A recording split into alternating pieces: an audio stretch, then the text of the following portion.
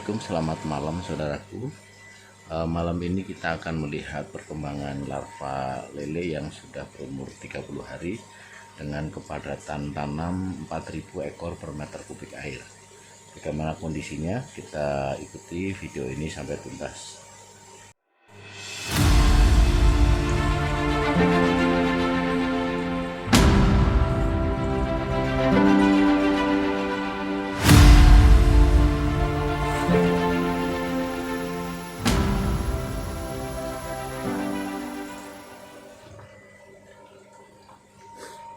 Saudaraku, malam ini kita akan melihat perkembangan larva atau benih ikan yang sudah kita pelihara sejak dari larva baru menetas, kemudian kita sortir di 16 hari sortir pertama, dan kemudian sortir kedua di umur 27 hari, dan hari ini ikan sudah berumur 30 hari dan sudah dimasukkan ke dalam tangki dengan diameter 4,8, tinggi air 2 meter. Saat sortir di usia 27 hari kemarin, masih kita dapatkan ikan sebanyak 220.000 ekor. Namun dari sejumlah itu 20.000 ekor ikannya sudah terlalu besar dan berhasil kita pisahkan dari ikan-ikan yang lain agar bahaya kanibalisme bisa kita hindarkan. Saudaraku, perkembangan di bak tangki ini hari ini memasuki hari yang ke-30 dengan kepadatan 4.000 ekor, kedalaman air sekitar 2 meter, dan setiap tangki diisi 100.000 ekor. Yang perlu diperhatikan dalam metode ini adalah pertama bahwa pastikan kualitas air terjaga setiap hari. Caranya adalah pertama dalam setiap tangki ini dipasok dengan kebutuhan oksigen atau suplai oksigen dari aerasi. Setiap 10.000 ekor maka kita memerlukan 1 titik aerasi, sehingga satu tangki dengan kapasitas 100.000 ekor, maka ada 10 titik aerasi yang berfungsi sebagai suplai oksigen. Dengan cara seperti ini bisa dipastikan kalau diukur oksigen yang terlarut di dalam air bernilai kurang lebih antara 4 sampai 5. Nilai ini cukup aman untuk kehidupan ikan, apalagi larva atau benih lele ini. Saudaraku, kemudian untuk menjaga pH air maka secara berkala diberi garam secukupnya agar nilai netralitas air bisa terjaga.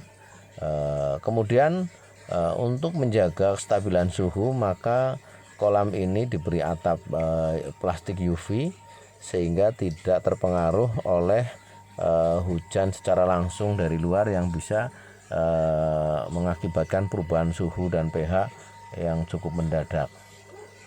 Kemudian kualitas air juga harus didukung dengan kita minta bantuan kerja probiotik untuk meredam racun-racun, utamanya adalah amoniak yang mungkin muncul di dalam kolam. Probiotik ini berisi bakteri-bakteri yang menguntungkan, utamanya adalah strain dari Bacillus, kemudian strain Nitrosomonas, Nitrobacter, dan juga beberapa kapang yang kita ramu dalam sebuah formulasi probiotik yang bisa dicampur di dalam air, juga dicampur dalam pakan. Saudaraku, itulah cara-cara bagaimana menjaga kualitas air. Yang berikutnya adalah bagaimana kita bisa menjaga atau mencegah terjadinya munculnya penyakit dan parasit ikan yang kadang-kadang kita lengah di sektor ini. Caranya adalah kita harus tetap membutuhkan stok air di dalam bak tandon, dan sebelum air yang ada di bak tandon kita gunakan maka pastikan dulu dengan cara mensterilkan, memberi kaporit. Dosisnya adalah sekitar 3 ppm. Biarkan kaporit ini bekerja kurang lebih sekitar 3 jam. Kemudian kaporit ini kita netralkan dengan natrium tiosulfat sekitar 1 jam. Sehingga kita membutuhkan waktu kurang lebih 4 jam untuk bisa memastikan stok air yang kita gunakan adalah steril, terbebas dari penyakit dan parasit ikan. Harus diperhatikan pada saat kita mensterilkan air, maka kondisi air harus teraduk secara merata sehingga kaporit bekerja secara merata dalam volume air yang kita miliki di dalam stok tandon. Inilah ikan yang 20.000 kita pisahkan dalam bak-bak kecil untuk bisa menghindari kanibalisme yang mungkin terjadi di dalam kolam kita. Itulah beberapa upaya. Kemudian yang perlu diperhatikan juga adalah pakan yang kita gunakan, menggunakan pakan pabrik dengan diameter 0,8. Sebagian kita campur dengan yang 1 mili dengan protein minimal 38 dan 34% agar ikan tumbuh dengan cepat dan sehat. Saudaraku, metode kepadatan tinggi ini bisa kita jalankan asal kualitas air terjaga dengan baik dan pakannya gunakan pakan yang berkualitas. Dengan cara ini kita bisa memungkinkan untuk memanfaatkan lahan-lahan sempit yang ada di dalam sekitar rumah kita, baik halaman belakang, halaman samping maupun depan, untuk bisa memproduksi benih lele dalam jumlah yang cukup besar.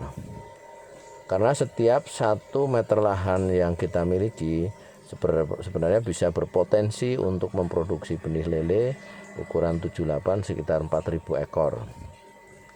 Ikan ini akan terus dipelihara. Nanti pada saat umur 40 hari kita akan sortir untuk ditanam kembali pada finishing sampai akhirnya di umur 55 hari benih ini sudah siap dipanen. Rata-rata kurun adalah 7-8 cm. Saudaraku, itulah teknik-teknik yang sedang dikembangkan untuk bisa menjawab tantangan ke depan bahwa memproduksi benih ikan lele cukup menggunakan lahan-lahan yang tidak terlalu luas dan mudah dikontrol, mudah diawasi, tapi bisa menghasilkan benih yang berkualitas dalam jumlah yang cukup banyak atau massal. Ikuti terus video-video ini untuk bisa mendapatkan informasi yang lebih lengkap, cara-cara baru, cara-cara yang lebih kreatif, yang lebih baik dan lebih efisien. Salam budidaya ikan dari Bogor, salam untuk semuanya.